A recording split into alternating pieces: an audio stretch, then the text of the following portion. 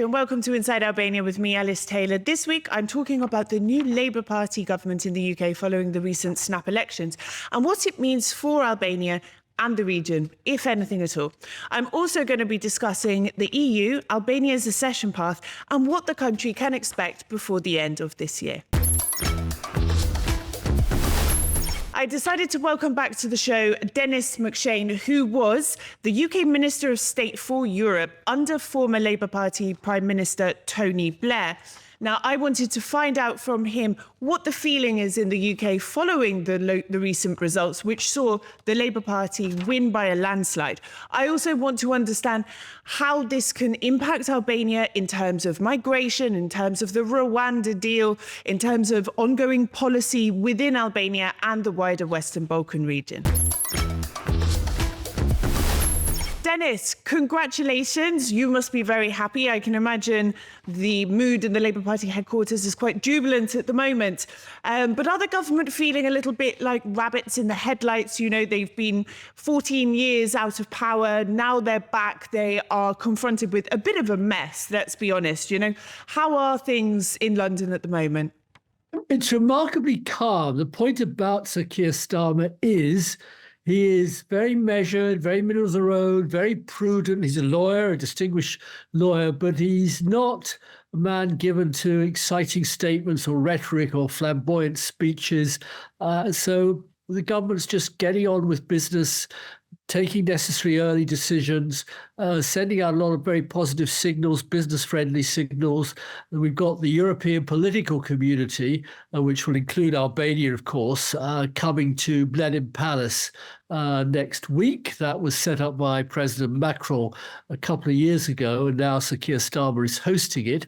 And that will be a chance for him to meet Edi Rama and EU leaders, but also other European countries, linked countries like Turkey, Azerbaijan, that are in the broader region, but not in Europe. So he's going off to America, I think, straight away this week to meet with President Biden for the NATO assembly. So really, he's thrown in at the deep end.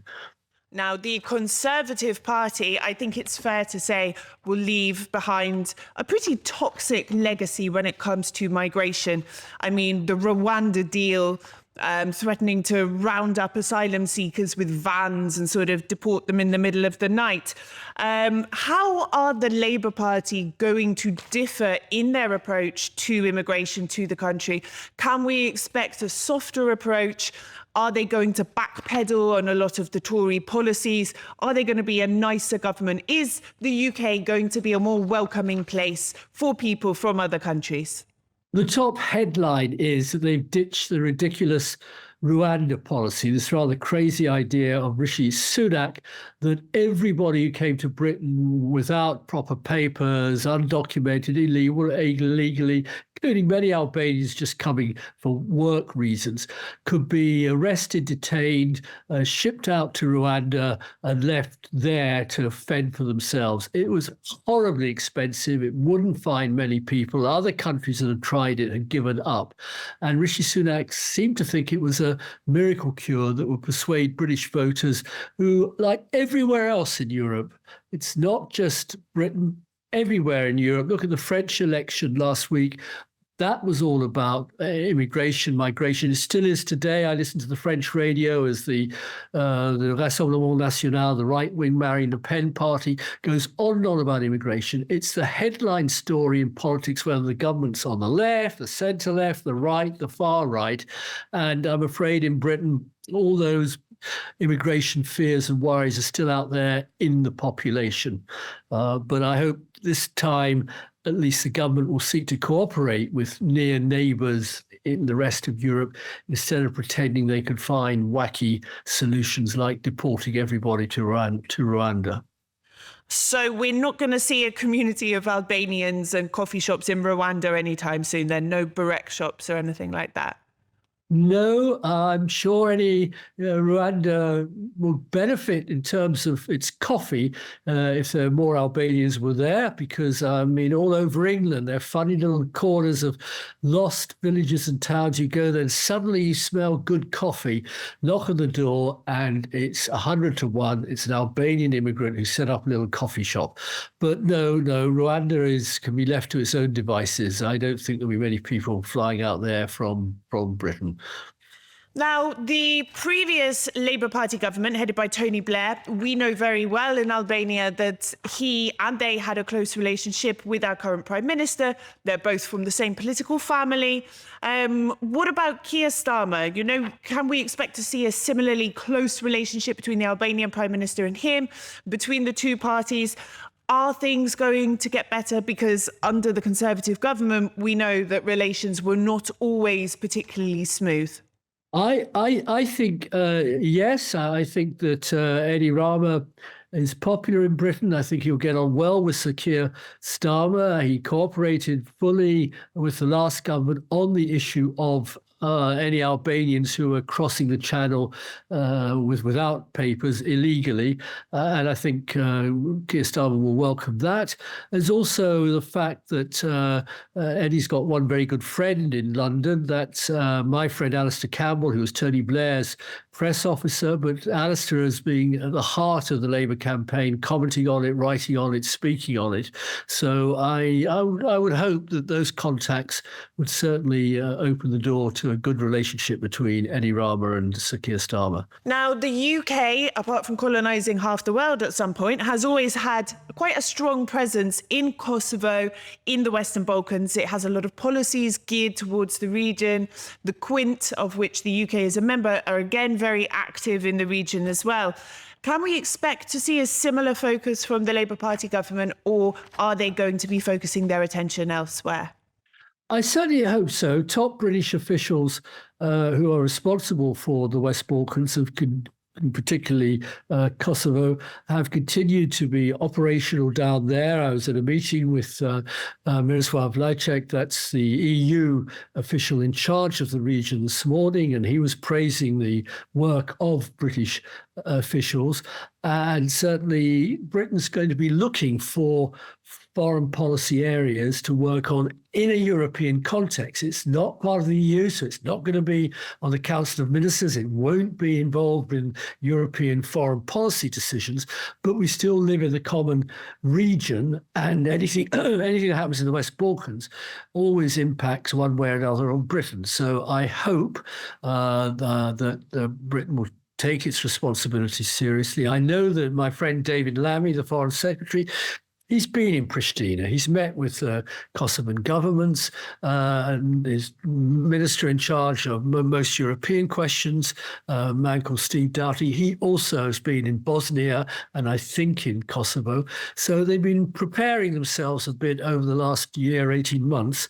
And I certainly will be writing and encouraging them to take a direct interest in the region. Now, I have to ask, Keir Starmer has said that there's no chance of the UK rejoining the EU in his lifetime. But do you think there is a way that the UK might rejoin the EU? Who's going to get there first, Albania or the UK? What do you think?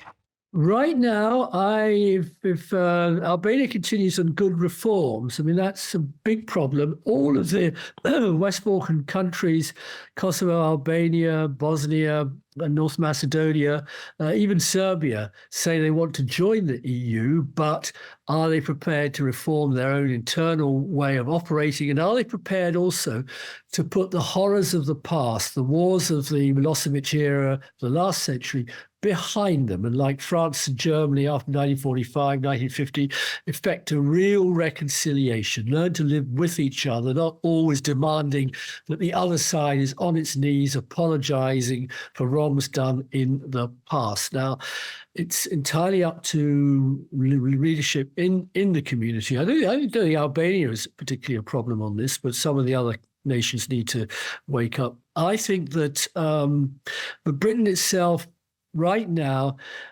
we were scarred, burnt. The scars haven't healed. The burns haven't skinned over from the Brexit referendum and then the very ugly anti-European policy shaped by Boris Johnson and Liz Truss and Rishi Sunak, that's going to have to die down a bit and find in particular partners. We're looking at how you manage people movement. If you say free migration, freedom of movement in Britain, I mean, I would support it, but in most places, people just recoil in horror, thinking that means 1 million Albanians, 2 million Poles, 3 million Bulgarians suddenly arriving in the UK. And we want them, we need them, I mean, like every northern or advanced European economy and society, Britain needs people to come in to be doctors, nurses, but also drivers and make great coffee. Rishi Sunak's answer was to ban all the Europeans, bring in people from India, Pakistan, Nigeria. I've absolutely no problems with any of those countries, but it's always struck me to be more sensible to bring in fellow Europeans who share, to some extent, a little bit more the cultures that we have all grown up with.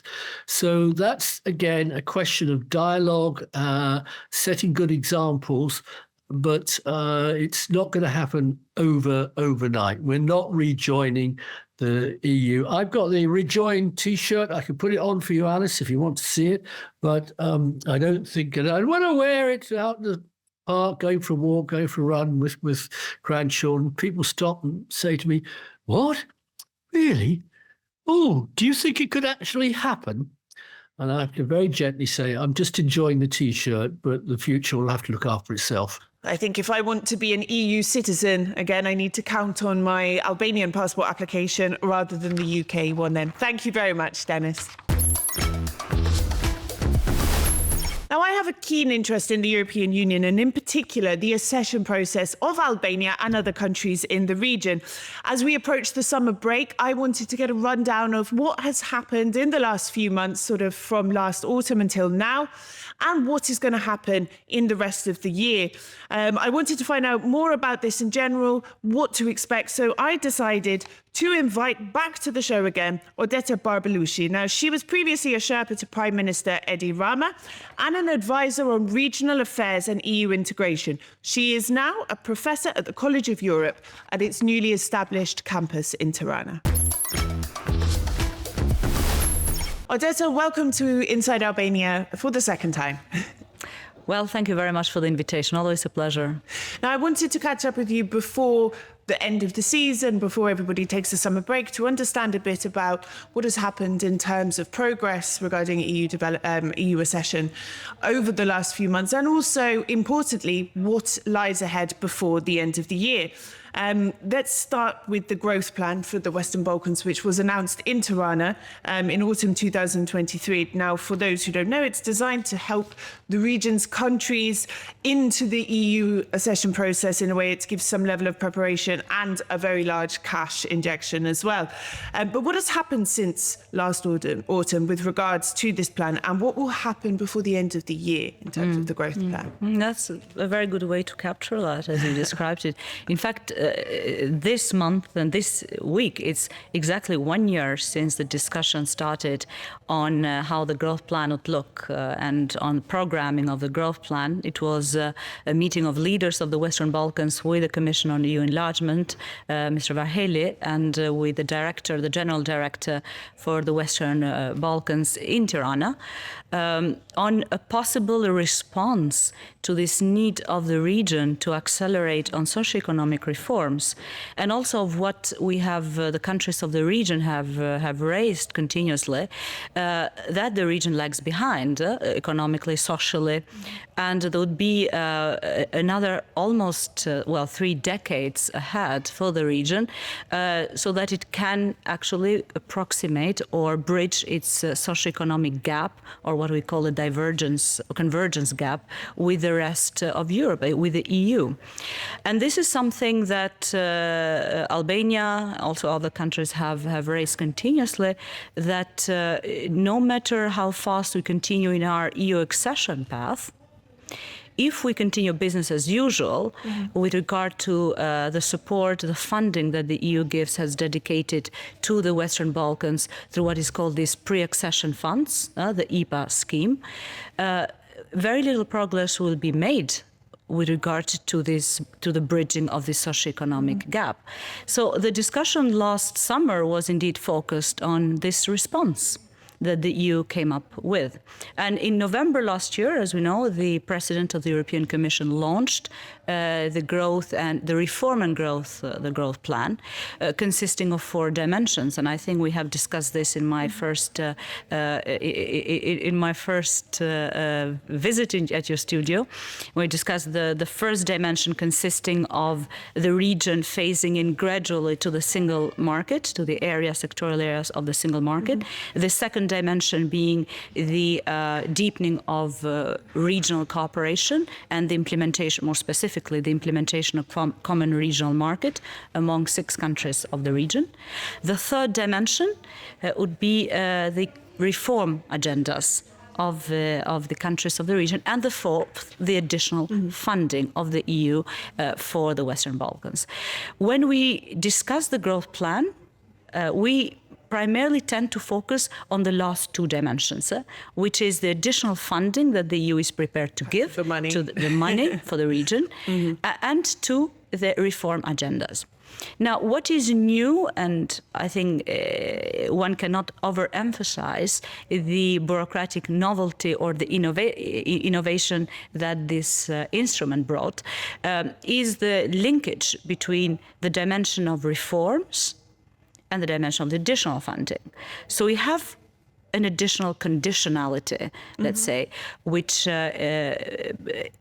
for the countries of the Western Balkans, for the governments, but also for the entire societies, including here the business community, it means that you have to follow up through reform agenda to implement the reforms that the countries themselves have identified as key reforms, so that you can have access to the additional funding.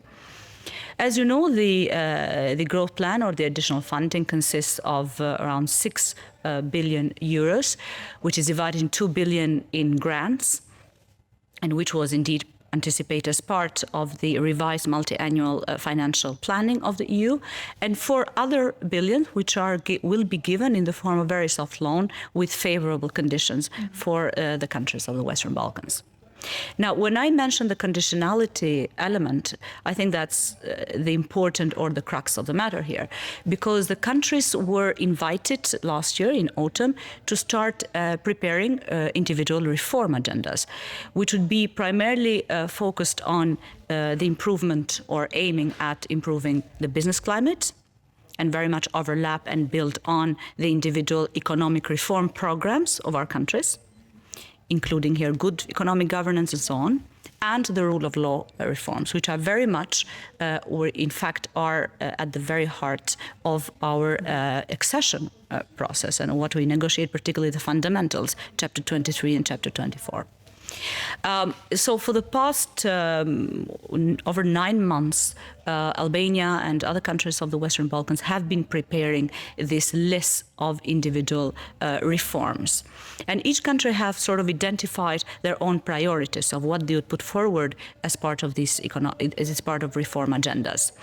In the case of Albania, the areas which have been put forward have been the rule of law, which is horizontal and is cross-country for all 6 countries, but also the pillar of reforms in the area of human capital, with the aim of strengthening human capital, preparing human capital, so that our society becomes part of the European Union, not only through a very sort of narrow prism of market reforms, but also that we build that competitiveness, we build competence among the young people, but also among the businesses, among different professional groups, so that we gradually prepare for EU accession.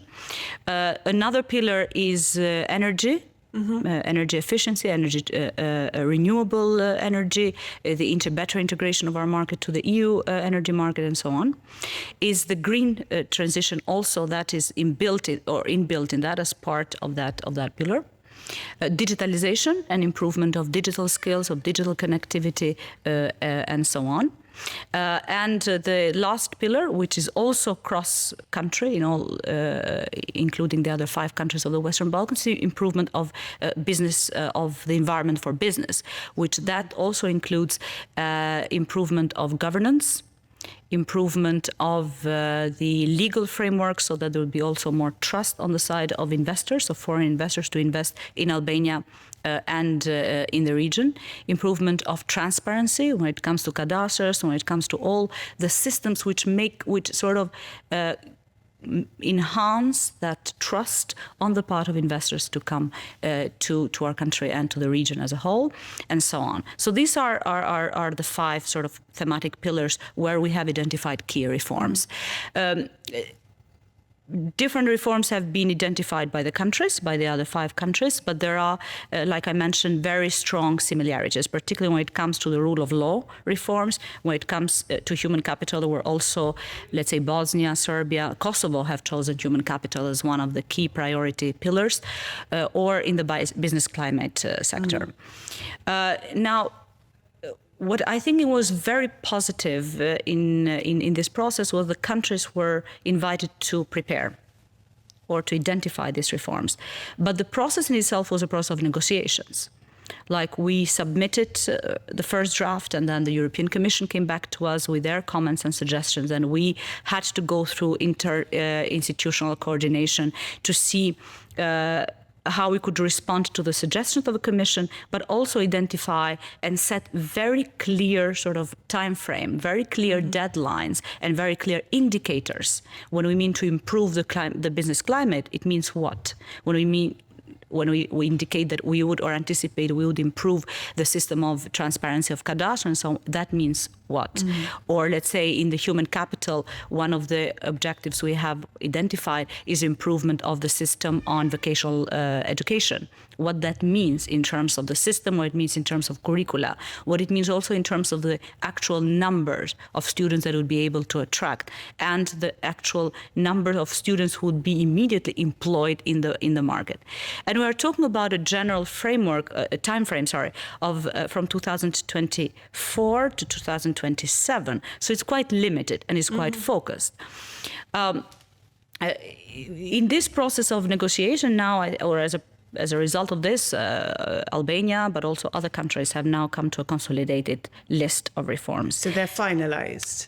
It's almost final. It's being finalized internally.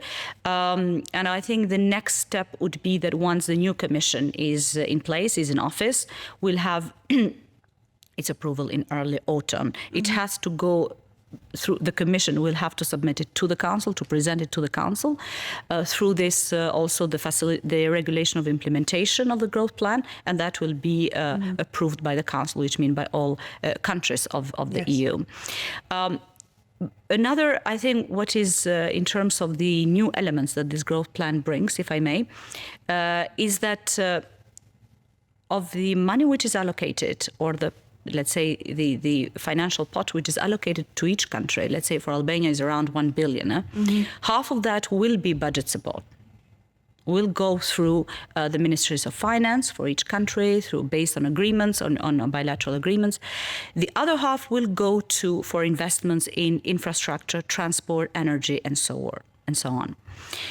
It will go through the mechanism of Western Balkan Investment Facility Fund, Western Balkan WBIF, what we call in our slang of EU expertise, yes. But what is, I think, new and is quite an incentive is that the countries do not compete with each other at the start moment. They do not compete with their projects in terms of whether this project is better than a project from Serbia or is better than a project from North Macedonia. That money is given to each country, but conditioned upon your own reforms, upon the implementation of the reforms you have identified and in your KPIs individual. you've set for accountability. Exactly. So that, I think, is an element which adds additional conditionality, but also which adds an incentive to each. For each country, to each country of the region. A country can't turn around and say, well, this is unfair, this is unattainable. Exactly.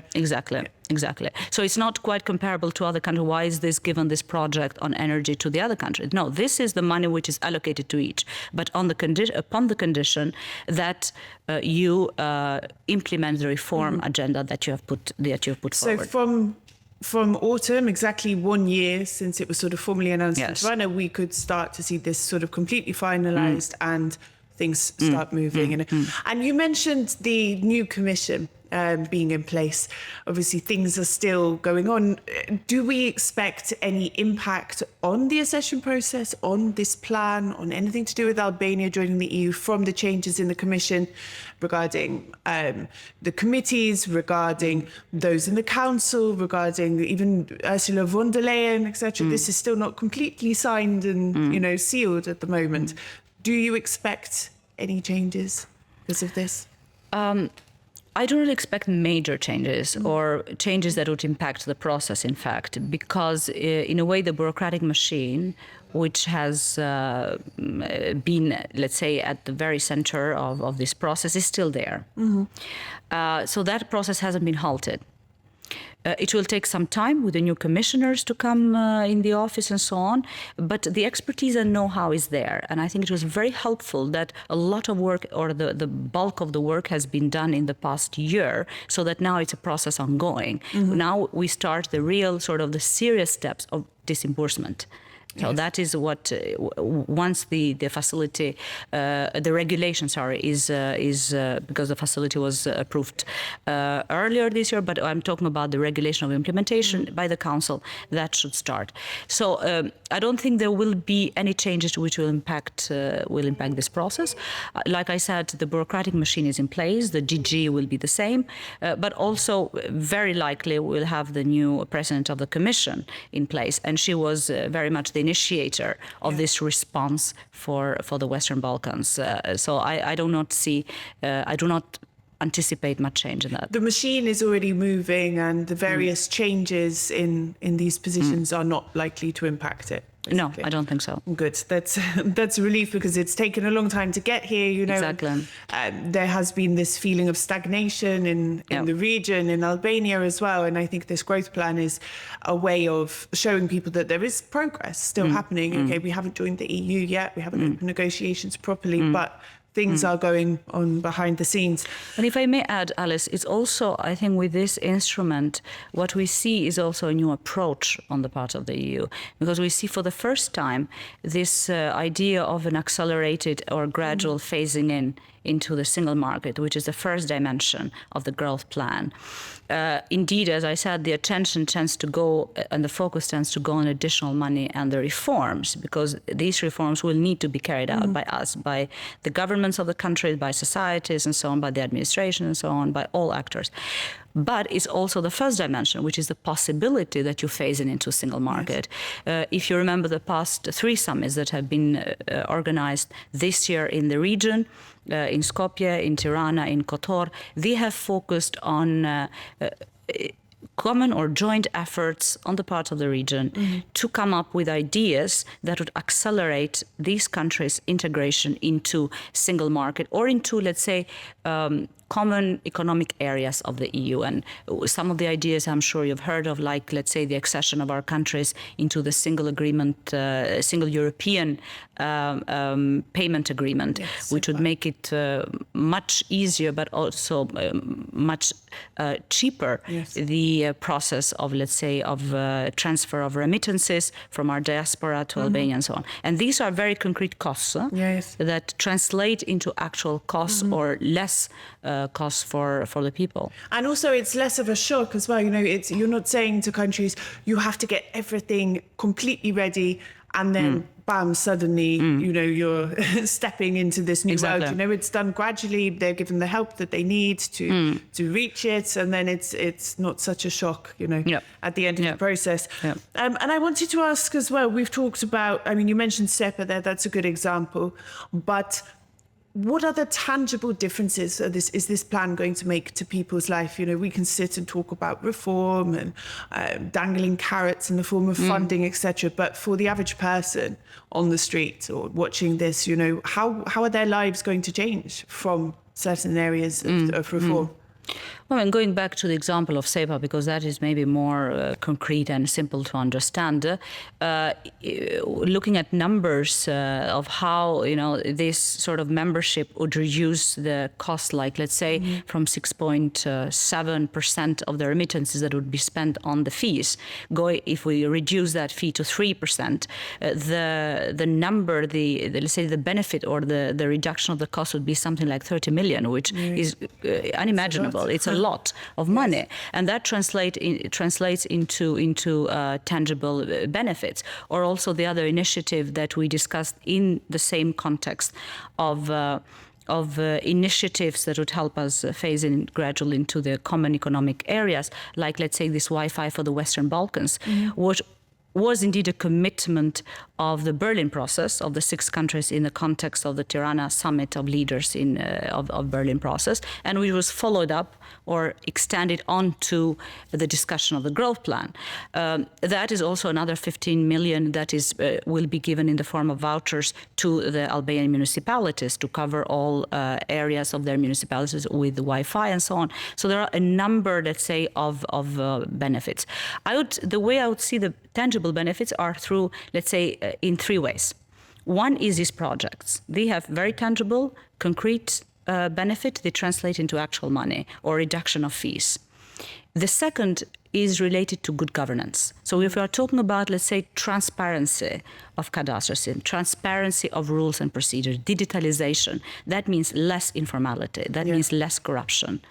And that translates in a very tangible ways into less money spent on the system. It's not something that can be very easily sort of, let's say, counted, but it is less cost for the people for very simple services. Easier for citizens as well to access things if they are digitalized, if the things work properly, if they're not being sucked into corruption somewhere along the way. Exactly. Very noticeable improvement. And the third way I would see it is through the investment. So this is, we call it the growth and reform agenda. And the growth component includes the improvement of chances, enhancement of chances for investment. Once you improve some of the parameters in good governance, and that is across not only rule of law, but also reforms of rule of law, which have a spilling effect on all other components, that translates, I think, in better environment for investment in all 6 countries of the Western Balkans. So the way I would see it is from most tangible to sort of broader benefits, which are more structural and systemic. One component which I mentioned with regard to growth plans, it's in a way, it's very technical, very tangible way of putting down deadlines and timeframes, very focused timeframes, and very very concrete calculations of how disbursement will be made on the basis of implementation of the percentages of reforms. This is something new. And that, I think, gives a new sense of predictability, not only to public administration, but also to the people. So this needs to be done, let's say, by 2025. To what extent this will be done and implemented will have a direct bearing on the money that can be accessible for the countries. But also it becomes more tangible for people if they can see, okay, the government has said they're going to do this, and this by this date. Have they done it? Yes, no, yes, no. And that's another point. Will people be able to follow this progress, these milestones? Is there somewhere that they can see, you know, what's been achieved, what needs to be achieved, etc.? As far as I know, different rounds of consultation have been made in different countries, some with public administration. Of course, the entire public administration has been part of this exercise because it's a very comprehensive and horizontal exercise of preparing these reform agendas, but also business community, companies, the private sector. a gradual civil society has come on board into the process. Some organizations or some segments of civil society, through their engagement in Berlin process, have been sort of more familiarized with the process and have of preparing the growth plan and asking more questions, and I think that's very healthy. But because of the very focused and short time frame, we just mentioned it was 1 year. Within 1 year, everything happened. There hasn't been what we have seen in the past, is lengthy consultation processes, because of the focus and very sort of short time frame of the process in itself. But this, I think, will continue. And like you said, the very nature of this instrument will raise expectations, will also give more leverage to civil society, social groups, different actors, universities and so on, and experts, to actually be able to ask questions and exert more pressure. And before the end of the year, is there any sort of key moments that people should be waiting for? Are there going to be any more summits or conferences? Are there any reports we can expect? Are there any further developments? Well, we are very much hoping for the opening of the political IGC, and we very much hope this will be within this year, within this autumn, in fact.